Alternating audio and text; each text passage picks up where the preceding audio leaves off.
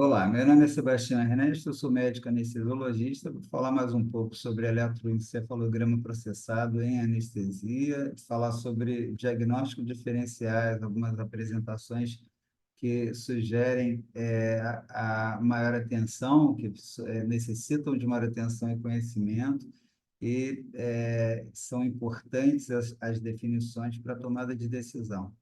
Um diagnóstico diferencial muito importante é o diagnóstico de burst suppression, a supressão de pulsos, supressão de surtos. São as situações em que você está fazendo um eletroencefalograma processado ou não do paciente, você apresenta e você observa algumas linhas que podem ser isoelétricas ou quase, separando grupos de estimulação normal ou não, mas que apresentam surtos de atividade encefálica. Isso significa que que há alguma coisa promovendo nesse cérebro a redução da sua atividade neurológica. Os potenciais de ação estão inibidos por algum motivo, geralmente por causa de anestesia, por causa de hipnóticos, sejam hipnóticos venosos ou inalatórios, mas podem também aparecer em outras situações, como hipotermia importante ou até no hipofluxo sanguíneo cerebral. É importante que se entenda que não há necessidade de que essa linha entre os surtos, entre os pulsos de ativação eletroencefalográfica, que representam potenciais de ação passando e sendo detectados pelo nosso eletroencefalograma processado ou não, mas as linhas que separam esses surtos, elas não necessariamente são linhas isoelétricas. Essa definição é importante, a gente vai ver depois. É, é, a definição, então, é de redução importante, que passa por diminuição da amplitude dos complexos eletroencefalográficos na ordem de 0,5 microvolts. Então, isso aí representa uma hipoatividade elétrica importante, e ela vai ser detectada pelo aparelho, e nos aparelhos processados elas vão ser estimadas em termos de tempo, vai ter a monitorização da taxa de supressão, que deve ser igual a zero. Não tem que ter taxa de supressão, a não ser que você esteja induzindo a hipotermia em situações especiais, como na parada circulatória total, onde há necessidade de redução do metabolismo cerebral, e por isso a gente utiliza hipnóticos, hipotermia, vários recursos na tentativa de diminuir o consumo de oxigênio e nutrientes, para que nessa parada circulatória total você não inicie naquelas células neuronais o metabolismo anaeróbico. A gente sabe que são células que não têm reserva de glicose nem oxigênio, então é importante que haja uma manutenção do fluxo sanguíneo de maneira permanente. E quando você tem esses surtos, então, normalmente você tem aumento da incidência de complicações, de desfechos negativos relacionados a tempo de internação, complicações respiratórias, distúrbios cognitivos e até delírio pós-operatório. Então, é importante que se evite, em anestesia convencional, o surgimento da supressão, né? Então, existe a chamada taxa de supressão. A gente vai ver que a taxa de supressão ela é aferida nos algoritmos dos dispositivos que utilizamos, como o SedLine, o índice espectral, entre outros. Eles são auferidos a cada 60, 63 segundos.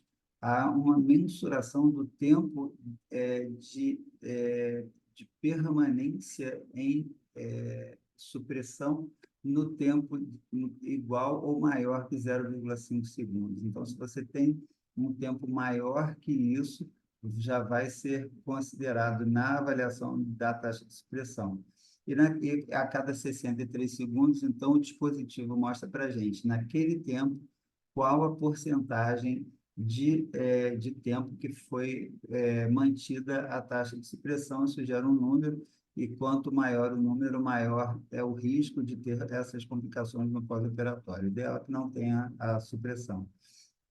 E um algoritmo também muito mais complexo e interessante, mas que necessita de utilização de outros canais de monitorização eletroencefalográfica, que vai dizer para a gente a probabilidade taxa a probabilidade de supressão de surtos.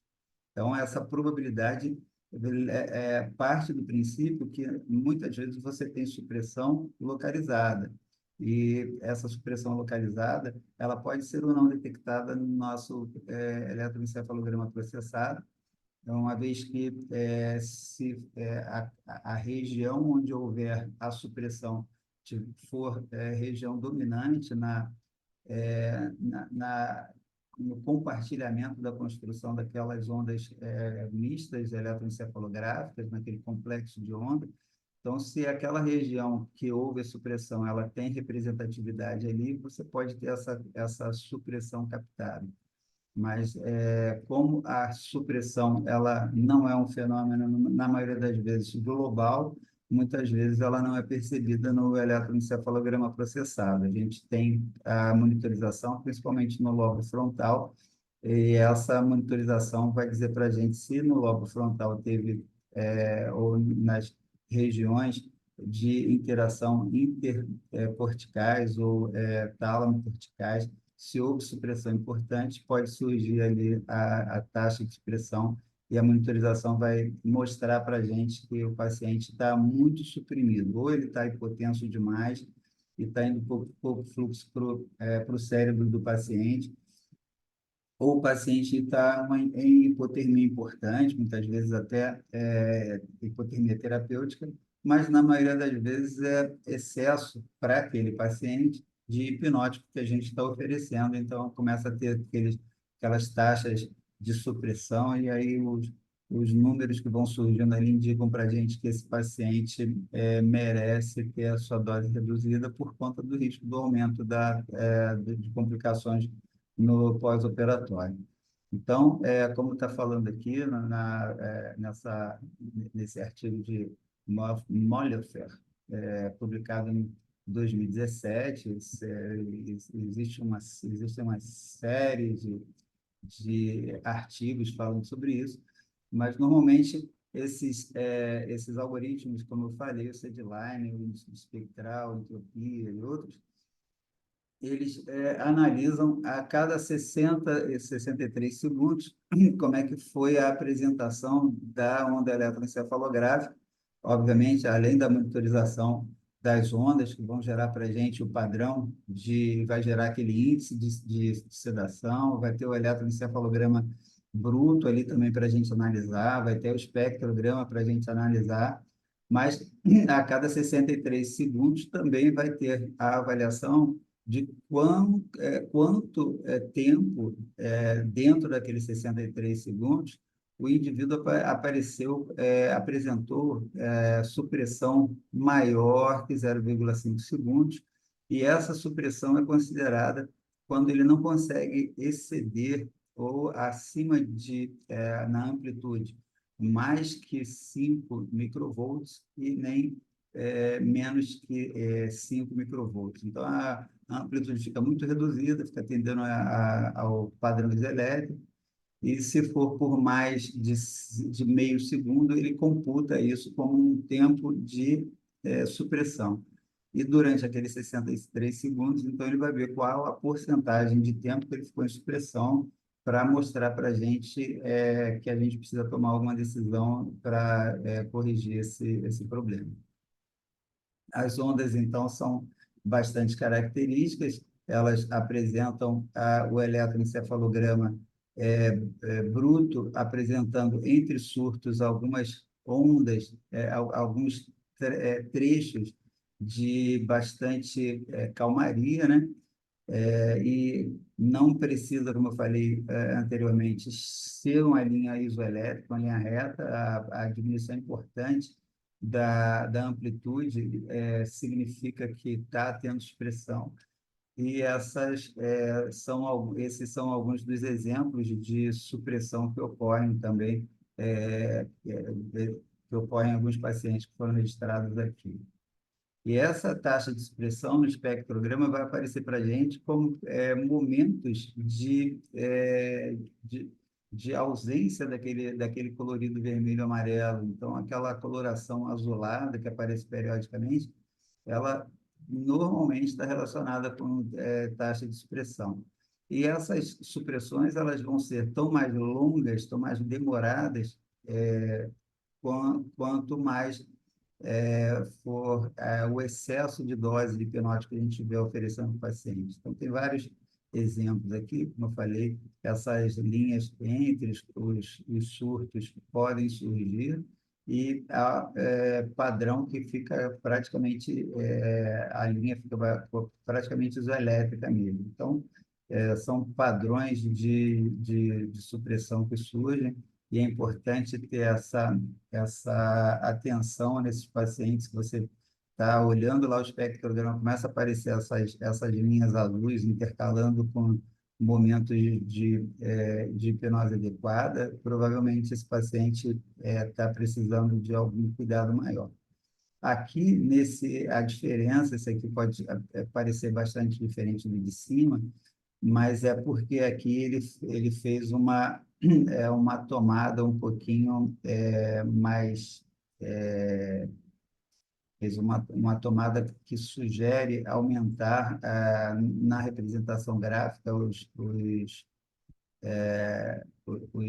tanto o padrão eletroencefalográfico quanto no espectrograma também. Então, isso é um recurso que pode ser utilizado para a gente observar as ondas com mais facilidade.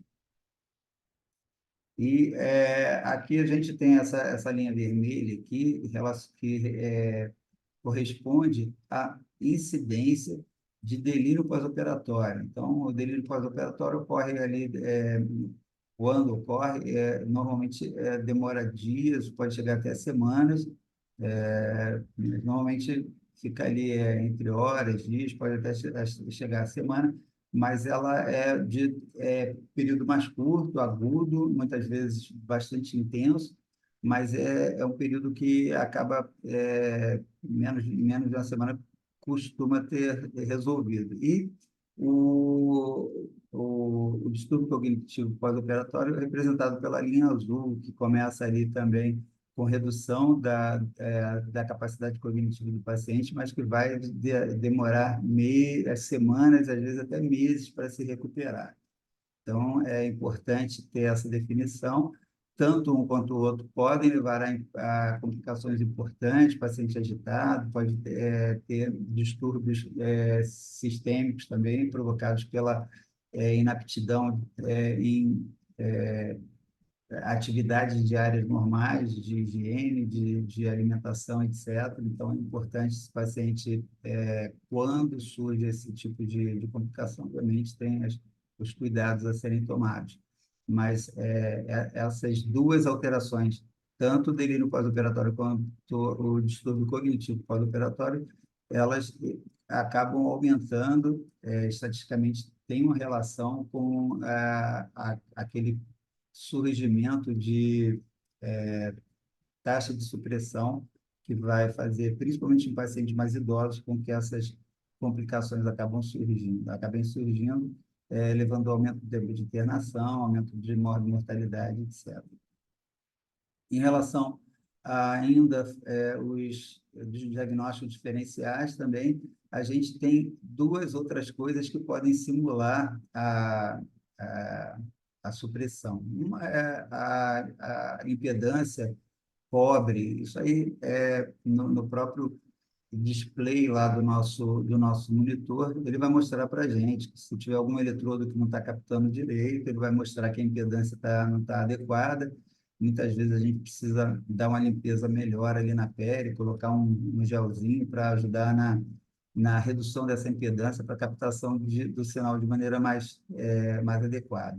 Então, essa perda súbita do sinal aqui, se não tiver relacionado com medicação nenhuma, muitas vezes a gente leva um susto, de repente, de um momento para o outro, aquele padrão que está aqui com uma tá aqui um padrão bastante parecido com a assinatura dos agentes inalatórios derivados do éter. Então, a gente tem o padrão aqui forte de ondas lentas, ondas teta, ondas delta, ondas delta a gente lembra que são ondas que têm uma oscilação que gira ali de 8 a 12 Hz. Então, é um padrão cheio aqui. Não, se fosse Propofol, a oscilação θ provavelmente não estaria aparecendo, estaria aqui um vermelho do alfa, um amarelinho do θ e o vermelho forte das ondas lentas e delta, né? Aqui a gente tem um padrão bem característico da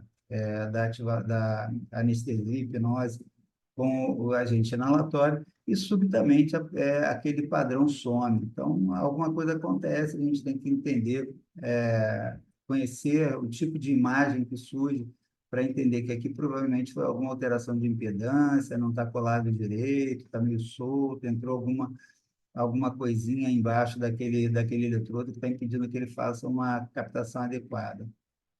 E a perda total do contato do eletrodo vai levar a uma imagem ainda mais azulada, mais limpa, ele não está captando nada. Então, é uma coisa que acontece quando há a perda do contato e quando você repõe adequadamente, aí surge o padrão de novo. E, diferente do outro, a gente vê que tem um pouquinho de redução de padrão θ de oscilação, né? Parece mais amarelo do que vermelho, um padrão mais sugestivo de hipnose por Propofol.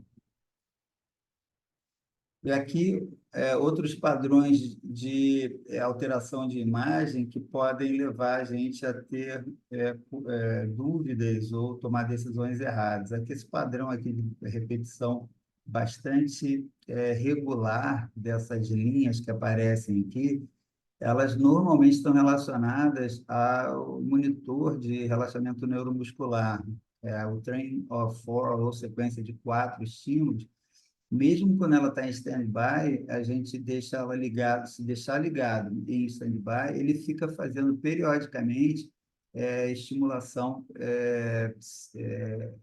regular para ele perceber como é que está a impedância. Então, ele vai ficar avaliando a impedância periodicamente, em intervalos regulares, para quando você tirar do stand-by, ativar o monitor, ele está com a impedância já calculada para mensuração do grau de bloqueio do bloqueio neuromuscular. Então, normalmente, esse padrão bastante mantido, bastante regular de surgimento dessas linhas amarelas aqui, normalmente está relacionado com o uso do estimulador de nervo periférico, do monitor da sequência de 4 estímulos. Ele faz isso, ele fica fazendo avaliações de impedância de maneira regular. Quando o paciente apresenta movimento, muitas vezes, mesmo sem ele despertar, mesmo sem diminuir de maneira importante a hipnose dele, a movimentação muscular dele ativa potenciais de ação que podem, como eu diria, podem contaminar esse padrão de monitorização e aparecem aquelas ondas lá, alfa, beta, gama, até lá em cima, no gama aparece. Então, ele pode estar tanto despertando realmente da hipnose, como pode ser só uma movimentação dele que vai fazer com que haja o surgimento de potenciais de ação que acabam borrando dessa maneira aqui. Então, é preciso entender que isso aqui pode estar relacionado com falta de bloqueio neuromuscular também. Aqui a gente vê que esse paciente tem um padrão de hipnose com ondas de oscilação lentas e delta, ondas alfa, e não tem muita importância de onda teta na comparação com as duas anteriores que eu falei. Então, provavelmente é uma hipnose com propofol. Aqui ele já estava esmaecendo, provavelmente já estava saindo meio de plano, né, do plano de hipnose adequado. E aqui ele mexeu, aí borrou tudo, foi lá em cima. Então, aqui você pode tanto aumentar a dose do propofol, se a hipnose está adequada a seu ver, e o paciente sai, movimentou, ou esboçou na monitorização da sequência de 4 estímulos que ele não está com relacionamento adequado para aquela cirurgia, a utilização ou do Propofol ou do bloqueador neuromuscular ou da associação dos dois vai corrigir isso aqui, aí vai ser avaliado caso a caso. Mas esse padrão aqui é um padrão típico de movimentação do paciente. E aqui nesse último, a gente vê também um padrão de hipnose aqui, provavelmente com o Propofol, pode ter com alguma coisa associada, mas parece aqui que é só Propofol. Aqui ele começa a reduzir a importância das ondas alfa. Aí isso aqui provavelmente está relacionado ao uso do óxido nitroso. Provavelmente ele começou em algum momento aqui a associar o óxido nitroso, que aumentou a importância das ondas delta e lentas. E quando ele interrompe a administração do agente anterior, eu falei que aqui era o Propofol, mas aqui também pode ser um agente, outro inalatório, como o isoflurano, que estava reduzindo a dose dele. E a gente lembra que quando o agente inalatório, que tem aquele padrão cheio aqui, mas quando a gente começa a reduzir a dose dele, ele começa a perder onda teta e começa a aparecer aquela coisa da tesoura, né? Começa a separar as ondas alfa das ondas delta e as ondas teta começam a diminuir. Então, esse padrão aqui poderia ser Propofol, poderia ser também um agente inalatório, que lá para trás estava com tudo isso vermelho e aqui nesse momento ele está com uma redução da dose dele de agente inalatório e começa a perder as ondas teta aqui. Então, ele começa a receber aqui, em algum momento, o óxido nitroso, que faz aumentar bastante a importância de ondas delta e lenta, e depois ele interrompe o agente anterior que ele está usando, o Propofol, aqui no caso, pelo que o diapositivo diz, mais provável que tenha sido o isoflurano.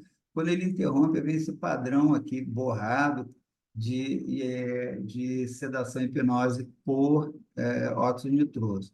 A gente sabe que o óxido nitroso ele não tem uma ação importante em receptores GABA, então ele não vai ter intensificação de ondas alfa, e ele tem uma ação importante em receptores NMDA, faz com que haja uma ativação por falta de inibição, na verdade, dos receptores GABA, e começa a ter esse surgimento de ondas beta, ondas gama, até que ele acorda, e depois que ele acorda, vem aquele padrão cheio de ondas amarelas e vermelhas que vão surgir mais tarde, que na sequência surgiriam se essa monitorização prosseguisse por mais tempo.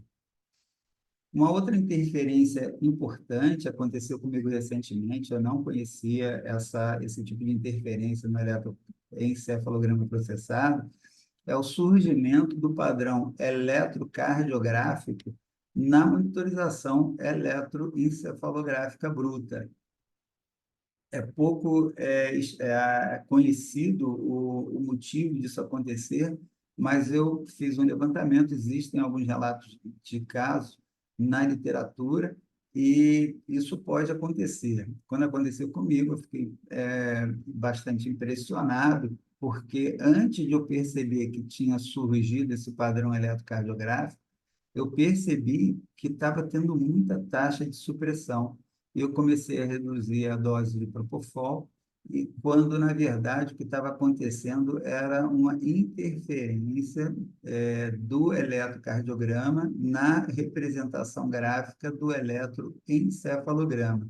Então, isso pode acontecer, é um problema, provavelmente, alguns dizem que é um problema de impedância, que, de alguma forma, o sinal eletrocardiográfico acaba se manifestando de maneira mais intensa e acaba apagando ou substituindo a onda eletroencefalográfica. Então, aqui, durante um tempo, ele substituiu e, de repente, ele parou de se representar aqui e voltou a ter o padrão eletroencefalográfico do paciente.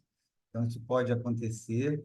É uma situação que pode atrapalhar bastante a nossa anestesia se a gente não estiver muito atento à monitorização clínica do paciente, principalmente em algumas situações, como essa situação que eu vivenciei, o paciente tinha decúbito ventral, operando a coluna, e eu não podia diminuir demais o propofol, sob risco do paciente acordar naquela posição durante a cirurgia, entubado, etc.